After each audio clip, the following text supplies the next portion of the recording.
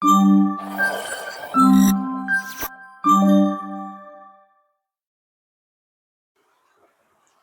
باللہ من الشیطان الرجیم، بسم اللہ الرحمن الرحیم۔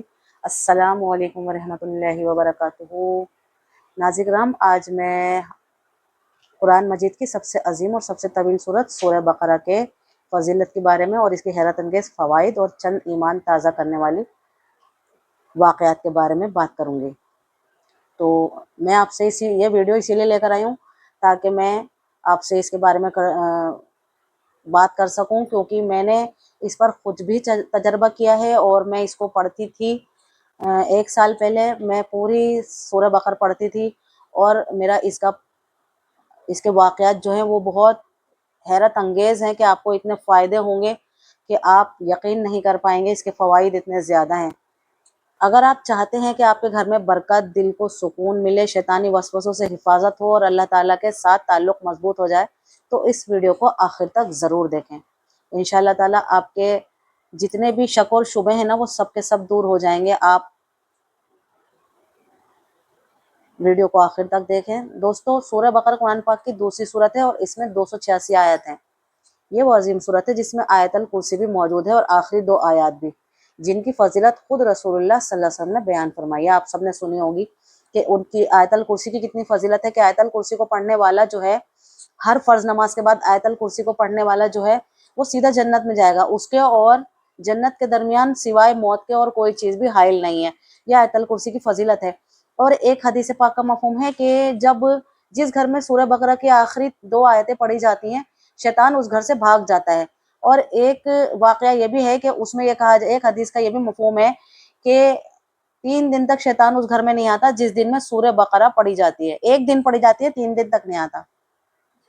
رسول اللہ صلی اللہ علیہ وسلم نے فرمایا، اپنے گھروں کو قبرستان نہ بناؤ، یعنی اپنے گھروں کو اللہ کے ذکر سے آباد کرو۔ شیطان اس گھر سے بھاگ جاتا ہے جس گھر میں سورہ بقرہ پڑھی جاتی ہے، اور بہترین ذکر تو قرآن ہی ہے، بہترین ذکر ہے قرآن شریف۔ اگر آپ کو اللہ کا ذکر کرنے کا دل کر رہا ہے تو آپ وضو کریں اور قرآن کریم کو پڑھنے بیٹھ جائیں۔ ذرا غور کیجیے، آج ہم میں بہت سے لوگ گھریلو پریشانیوں سے، بے سکونی سے، خوف اور ذہنی دباؤ کا شکار ہیں، لیکن قرآن سے دوری ہماری زندگی کا ایک بڑا مسئلہ بن چکی ہے۔ ہماری زندگی کا مسئلہ سب سے بڑا کیا ہے کہ ہم قرآن کریم کو جو ہے نا، ہمارے پاس وقت نہیں ہے کہ ہم بیٹھ جائیں اور اس کو پڑھ لیں۔ اہم بات ہے اور غور کرنے والی بات ہے، فکر کرنے والی بات ہے۔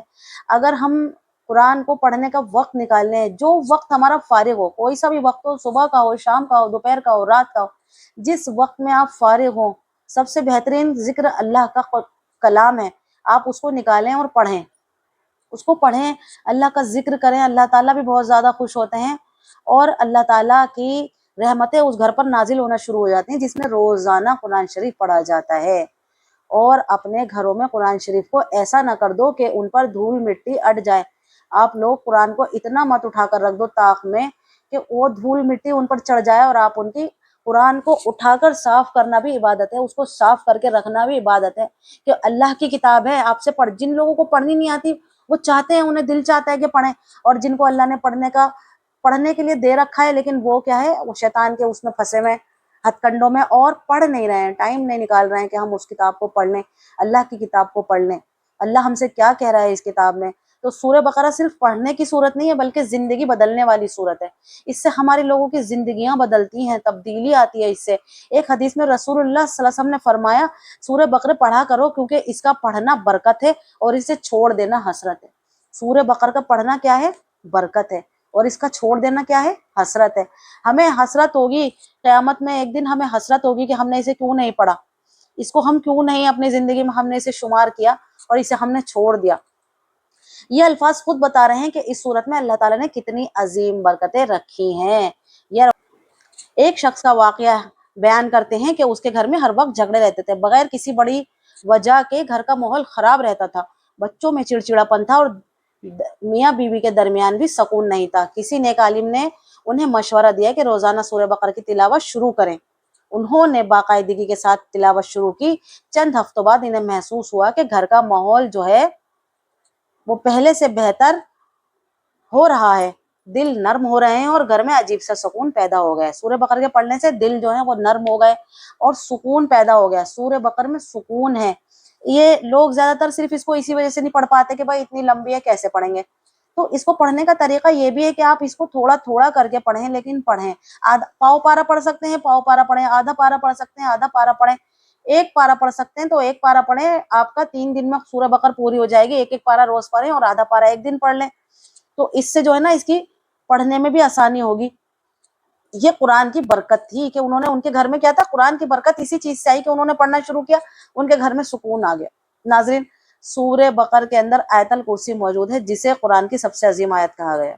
ابھی میں نے ویڈیو کے شروع میں قرآن کی اس آیت کے بارے میں جو کہ آیت الکرسی ہے آپ سے اس کی ایک حدیث بیان کی ہے کہ جس گھر میں جب ہم ہر فرض نماز کے بعد آیت الکرسی پڑھتے ہیں تو آیت الکرسی جو ہے وہ انسان کی موت اور جنت کے درمیان صرف ایک موت حائل ہے.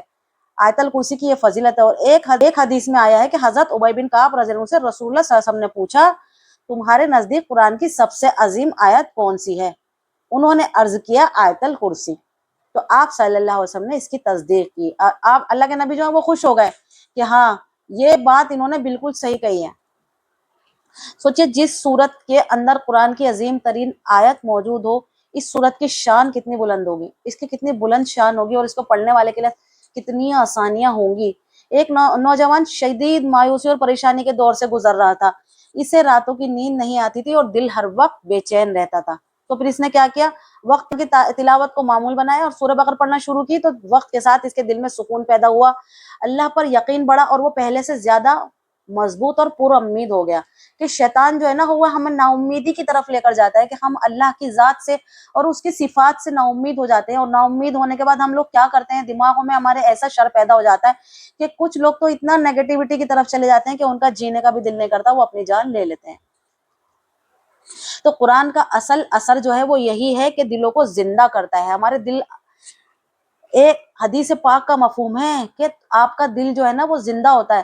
ذکر سے اپنی زبانوں کو تر و تازہ رکھو، اللہ تعالیٰ کے ذکر سے اپنی زبانوں کو تر و تازہ رکھو، اور اپنے گھروں کو قبرستان نہ بناؤ، یعنی اللہ تعالیٰ کے ذکر سے اپنے گھروں کو آباد کرو.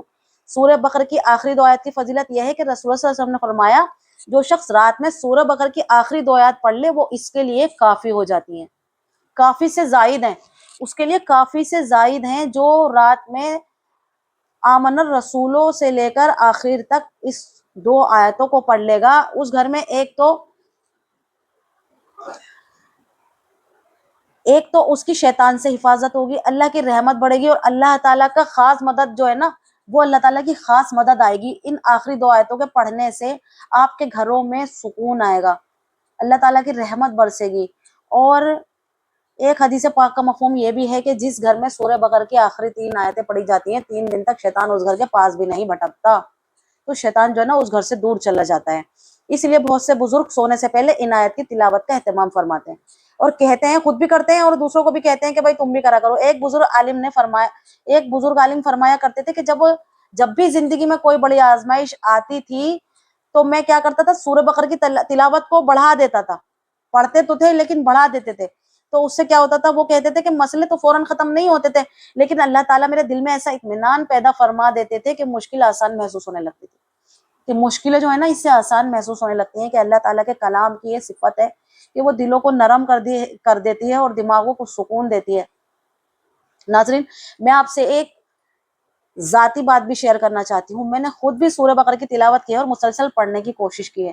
لیکن میں یہ نہیں کہتی کہ ہر مسئلہ فوراً ختم ہو گیا، لیکن میں نے اپنی زندگی میں اس کے اثرات ضرور محسوس کیے ہیں. دل کو سکون ملا، پریشانی کے وقت اللہ پر بھروسہ بڑھا، اور کئی موقع پر ایسا محسوس ہوا کہ اللہ جیسے میرے ساتھ ہے. اللہ نے میرے لیے آسانیاں کر دی، میرے معاملات بڑھتے ٹھیک ہوتے چلے جا رہے ہیں. اور جب ہم اس کو لگاتار پڑھتے ہیں تو یہ ہمارے لیے آسانیاں بھی کر دیتی ہے. شروع میں تو یہ لمبی لگتی ہے، کبھی 2 گھنٹے لگتے ہیں، کبھی 2.5 گھنٹے لگتے ہیں اس کو پوری کرنے میں، کہ کبھی 2 گھنٹے بھی لگتے ہیں کہ پڑھتے ختم ہی نہیں ہو رہی، کیا ہو گیا. جب ہم اس کو پڑھنا شروع کر دیتے ہیں تو پھر یہ ہماری زبانوں پر اللہ تعالیٰ جاری کر دیتا ہے، اس کو اتنی سہل کر دیتا ہے کہ پھر یہ ہم آدھے گھنٹے کے اندر پر بھی آ جاتے ہیں. کہ سورہ بقرہ ہم جب پڑھنی شروع کر دیتے ہیں تو اس کی تلاوت اللہ ہمارے لیے اتنی آسان کر دیتے ہیں کہ ہم آدھے گھنٹے میں پوری سورہ بقرہ یعنی کہ 2.5 پارہ پڑھنے کے ہم حامل ہو جاتے ہیں. ایک حدیث پاک کا مفہوم ہے کہ نبی پاک صلی اللہ علیہ وسلم تہجد کی نماز کی 1 رکعت میں سورہ بقرہ، سورہ آل عمران اور سورہ مائدہ تک کا پارہ جو کہ 4:45 पारे बनता है, वो पढ़ते थे। क्या? क्योंकि पढ़ते थे, रवानी थी इसीलिए पढ़ते थे ना। तो अब हम क्या है, जब हम पढ़ने लगेंगे तो रवानी आ जाएगी, जब रवानी आ जाएगी तो हमारे लिए आसान हो जाएगा, और आसान हो जाएगा तो हमारा वो 2 घंटे का वक्त जो है ना, धीरे धीरे करके एक आधा, पहले 1 घंटे पे आएगा, फिर आधे घंटे पे आएगा, और इंशाअल्लाह अजीज 15, 20, 25 मिनट में आप इसको पढ़ने पर आ जाएंगे, जब आप इसको लगातार पढ़ेंगे। सबसे बड़ी बात यह है कि सूरह बकर इंसान को अल्लाह के करीब कर देती है। सबसे बड़ी खासियत यह है इसकी कि अल्लाह को करीब करती है, और जब बंदा अल्लाह के करीब हो जाता है ना, तो जिंदगी बहुत से बोझ हल्के महसूस होने लगते हैं। जिंदगी अपनी आसान लगने लगती है कि हम जिंदगी जो है वो हमारे लिए आसान हो गई है।